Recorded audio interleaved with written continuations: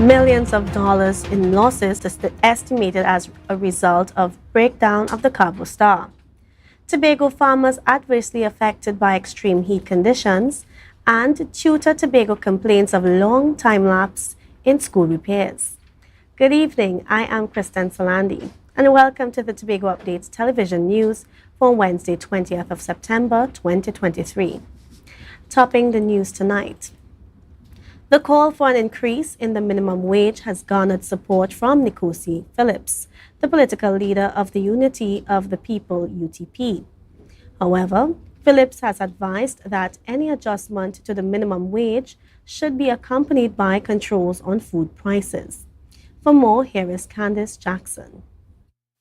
4 weeks without efficient cargo shipments between the islands, foreign exchange shortages and increased freight shipping costs are contributing to food inflation rates approximately 10%. According to the political leader of the UTP, Carnikopia Phillips, this situation is making it difficult for low-income families to afford food. Because $3,000 a month cannot feed a single mother with 4 kids. It has to be something that has to work for our family on the low level. Phillips supports an increase in the minimum wage, but questions whether the government will do it for the right reasons. But we have heard that already.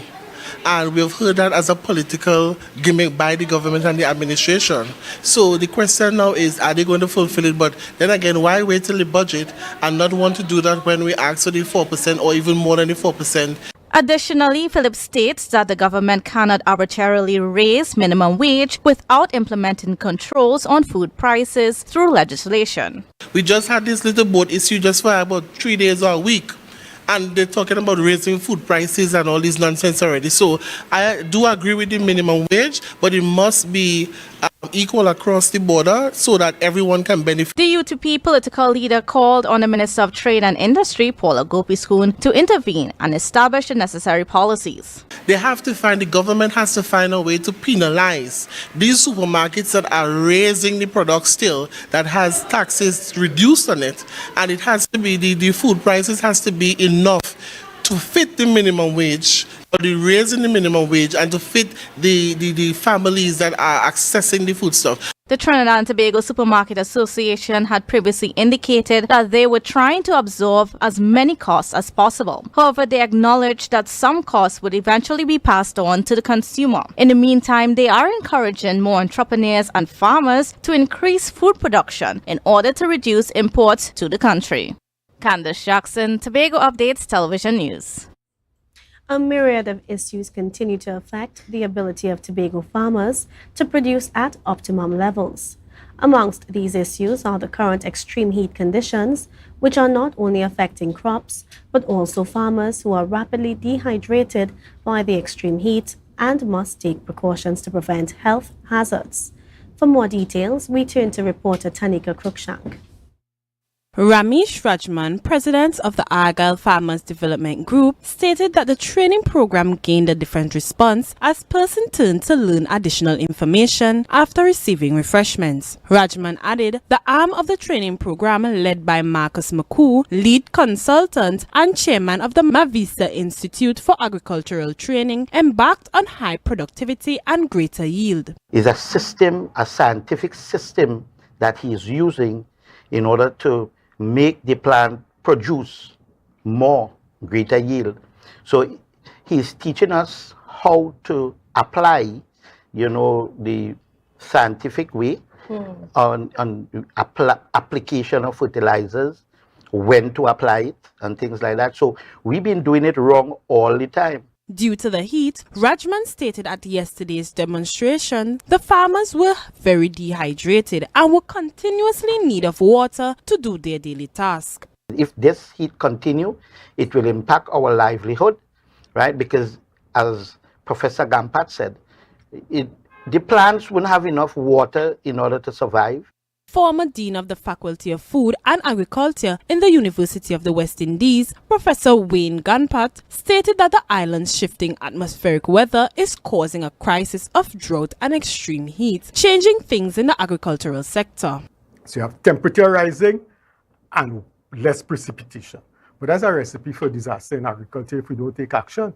I mean, the climate crisis is upon us. It's no longer climate change, it's a crisis, it's upon us. I mean, the United Nations Secretary General just called it, it is boiling. According to Professor Ganpat, farmers must learn new skills to continue farming successfully during the heat wave. To dig ponds, they could get ponds dug and they could store their water to last them out in dry periods in the dry season and longer dry periods in the rainy season. You understand what I'm saying? So they need to dig ponds, and associated with ponds, they must have micro irrigation. Professor Ganpat stated that farmers need to advocate to the ministries to assist in coping with droughts. Tanika Cruikshank, Tobago Updates Television News. Consumers are being warned of agricultural shortages due to the ongoing heat wave in Trinidad and Tobago. Farmers in Trinidad are grappling with rising costs, pest infestations, and irrigation challenges. The head of the Aranguez United Farmers Association, Satyananand Maharaj, is concerned about the heat's impact on sensitive crops like sweet peppers, tomatoes, and cauliflower. Water scarcity is contributing to production difficulties. Additionally, he mentioned that pests are multiplying due to the heat, which is driving up expenses. As a result, consumers may experience price fluctuations and increases in the cost of crops. More news after the break. Stay with us.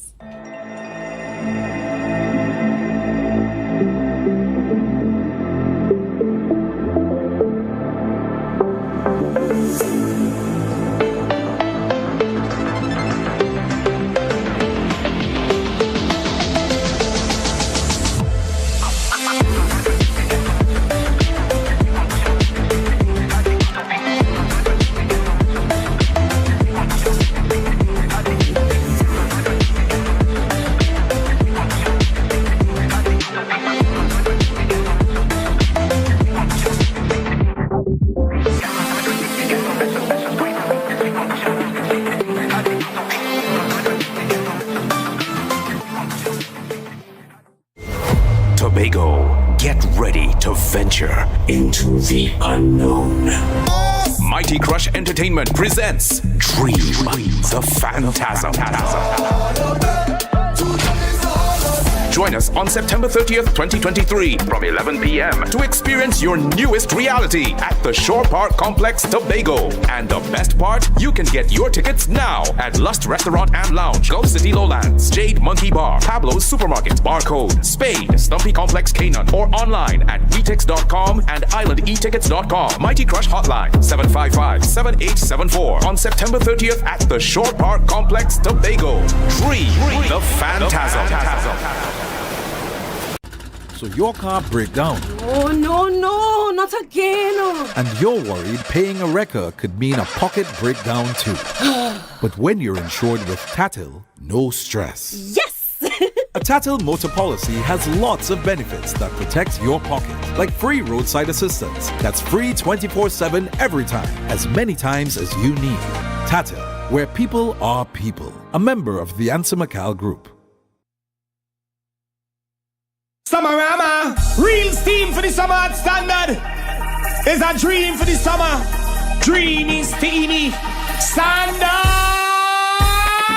What you have? All the best deals, no drama. Standard be beat like a hammer. Go tell your friend, tell your papa, tell your mama. We got more. Standards have what is urgent for. Quality brand, discounts galore. New things for the summer, online in store. Summertime is here, so make the most out of it at Standard. Never beaten on quality and price. It's nice.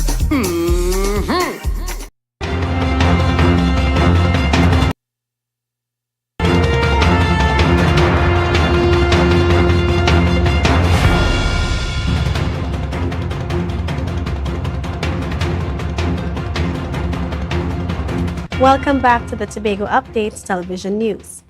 St. Andrew's School continues to remain closed due to rat infestations and other infrastructural issues. In an update, Tutor Tobago Officer President Braden Roberts indicated that the problem should have been resolved by now. He is aware of a draft press release from the Division of Education, Research and Technology, but has not seen the official release yet. Tutor expected updates after today's school visit, but currently has no new information. Tutor is monitoring the operations, and updates will be shared as they become available, with the school scheduled to be reopened next Tuesday. Several schools are still in need of repairs 3 weeks into the new school term. Last evening, Tutor Tobago President Braden Roberts appeared on the Minority Report show to highlight challenges plaguing the school repair program. For more details, we turn to reporter Bianna Brebner.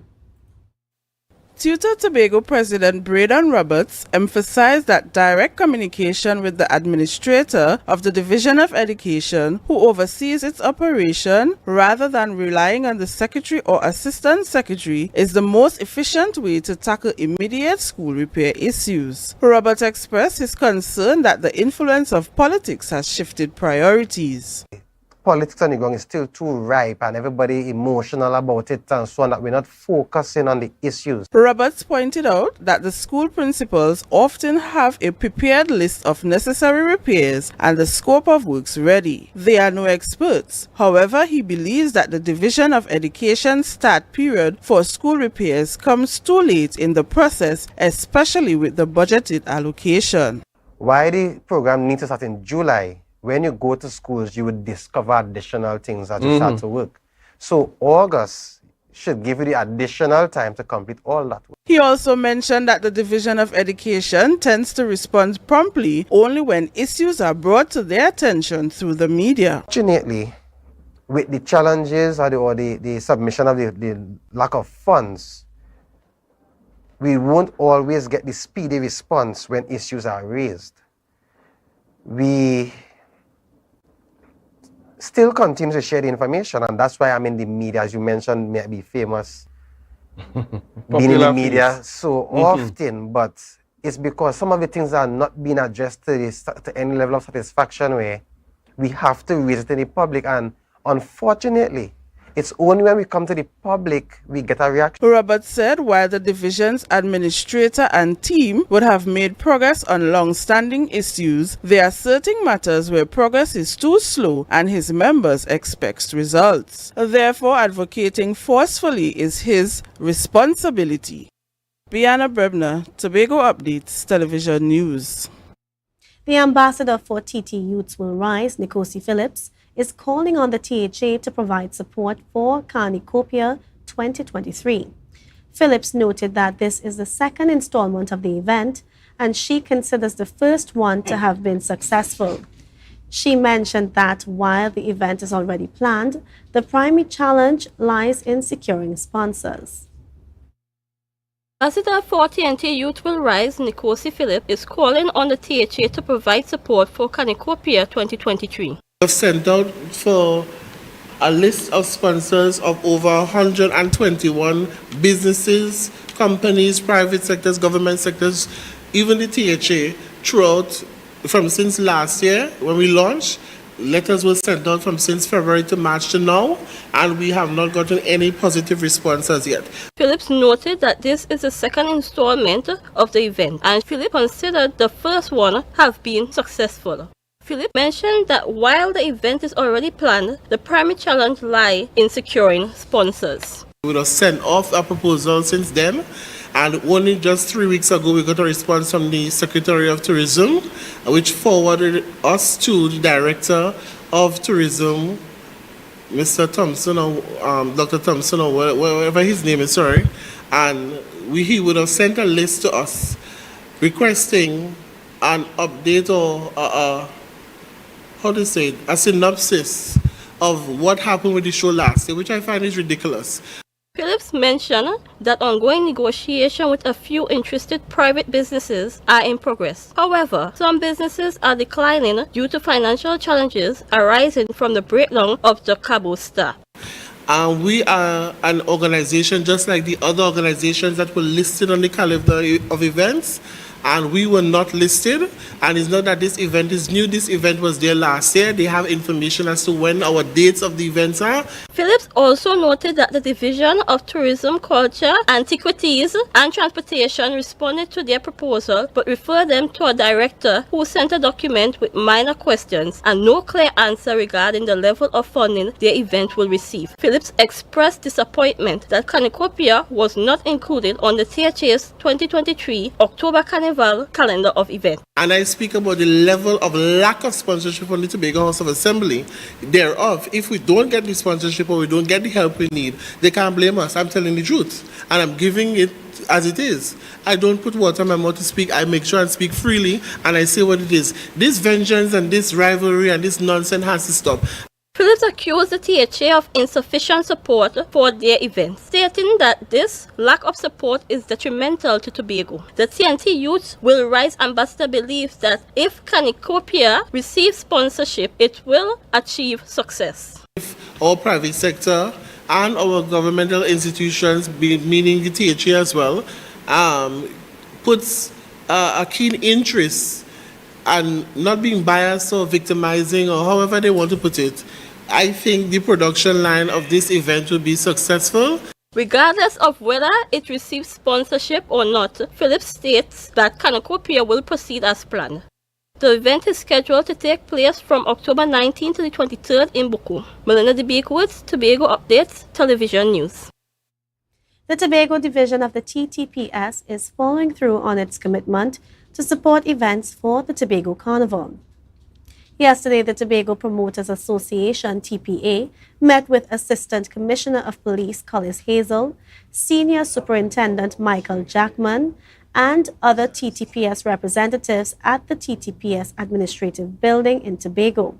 The meeting aimed to discuss regulations for hosting October Carnival events and the TTPS event coverage. 15 promotional entities shared event details for the upcoming October Carnival season.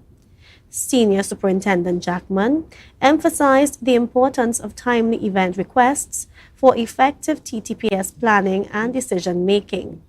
ACP Hazel affirmed TTPS commitment to collaborate with promoters for safe event execution. The TPA pledged continued communication with the TTPS to guide members in delivering quality, secure events during the October Carnival season and beyond. More news after the break. Stay with us. From the experts that created the Zinger sandwich comes the KFC Crispy Barbecue Zinger. The only one I see is you. Cheddar cheese, crispy onions, the most delicious Kentucky Fried Chicken, and barbecue sauce. Get ready for a whole new level of flavor.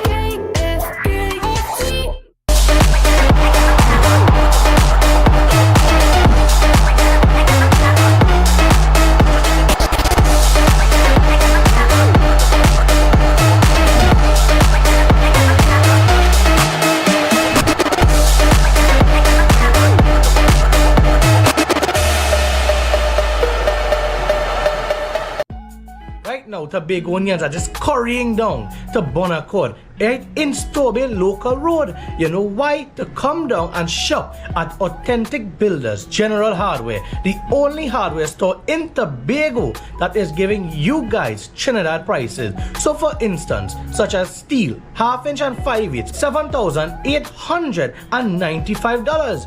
5/8 construction ply for $260. Every single thing that you will need to do your home renovation or start your new construction, we have it right here. And to get your quotation, it's very easy. Just WhatsApp us at 272-1990 and we will do your free WhatsApp quotation for you.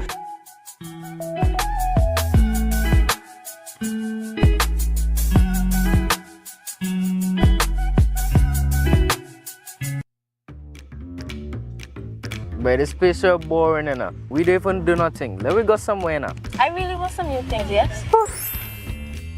Then look no further. Portmore is the place for you. Oh, really? Yes, you can have anything that your heart desires. Take a look for yourselves. A world of endless opportunities. Feeling hungry? Go get something to eat. Books and stationeries, games, and much more. Portmore, the island's beat.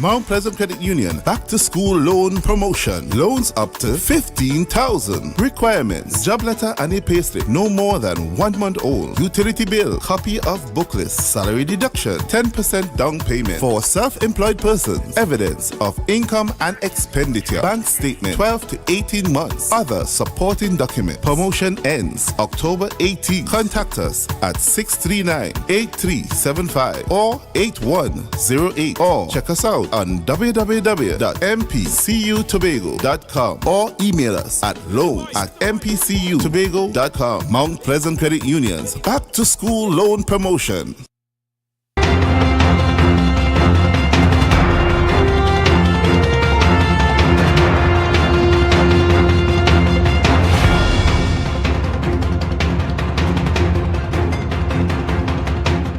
Welcome back. The business sector is estimating they experienced several $1 million in losses as a result of the disruption in the sea bridge. But while the Cabo Star is back in service, Tobago's businesses are facing more challenges, compounding their ability to recover.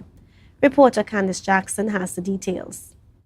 Chairman of the Tobago Division of the Trinidad and Tobago Chamber of Industry and Commerce, Curtis Williams, says they are only just beginning to calculate losses incurred by the breakdown of the Cabo Star. Just one industry, they were talking about over $4 million a day in revenue that they lost, and we're talking about over 21 plus days. So you just calculate that in your mind, and that just one industry, 4 million by 21.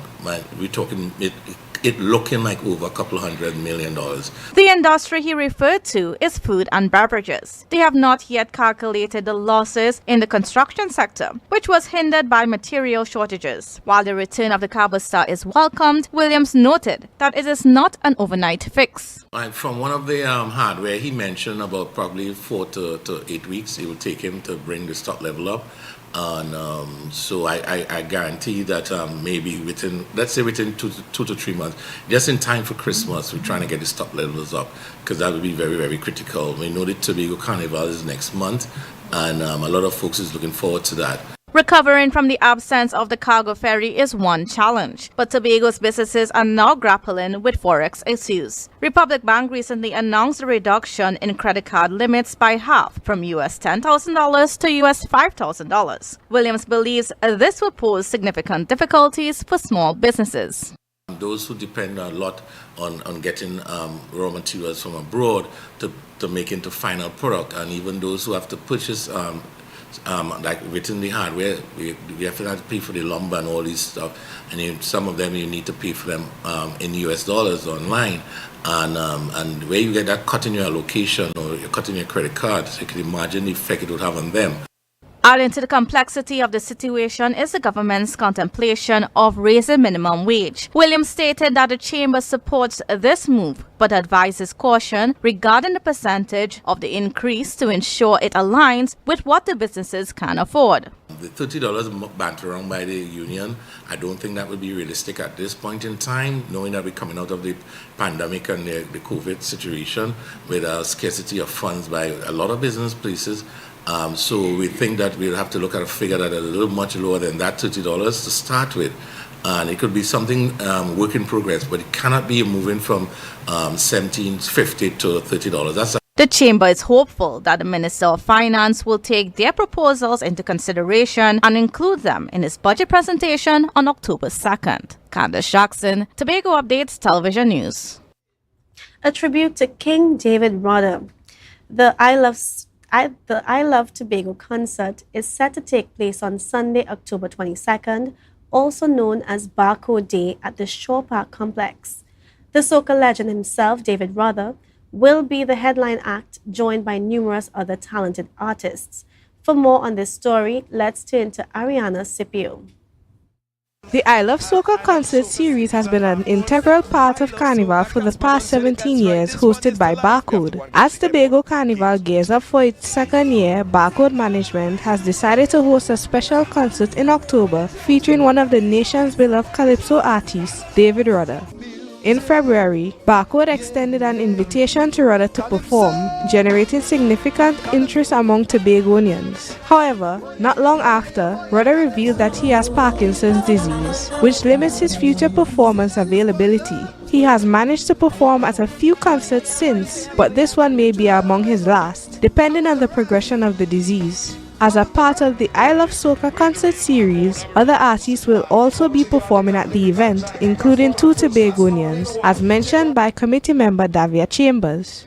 Supporting acts include MX Prime, Duvon Stewart, Adana Roberts, and many others. Duvon Stewart will accompany David Rudder and his full band, as well as Adana. And that's a fact about I Love Soca. It provides a platform for Tobago artists to further develop their skill sets. That weekend was also dubbed the Weekend of Legends because the Tobago Performing Arts Company, known as the Tobago Performing Arts Academy, will be paying tribute to Calypso Rose. The I Love Soca event is scheduled for October 22nd. Ariana Scipio, Tobago Updates Television News. Checking in with the weather forecast for the Trinidad and Tobago Meteorological Office, expect cloudy periods with occasional showers, along with a medium chance of heavy showers or thunderstorms overnight as a tropical wave approaches. Temperatures will drop to 25 degrees Celsius. As for tomorrow, anticipate cloudy periods with intermittent showers, primarily during the morning. There is a medium to high chance that some showers may become heavy and accompanied by thunder.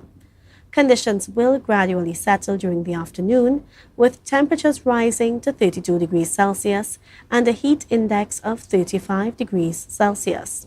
Seas are expected to be slight, with waves measuring 1 meter to 1.5 meters in open waters and nearly 1 meter in sheltered areas. Sunrise is at 5:52 a.m. and the sunset is at 5:59 p.m. This has been your Tobago Updates Television News. Before we go, here are the headlines once more. Millions of dollars in losses estimated as a result of breakdown of the Carbo Star. Tobago farmers adversely affected by extreme heat conditions. And Tutor Tobago complains of long time lapse in school repairs. I am Kristen Salandi. Have a good night.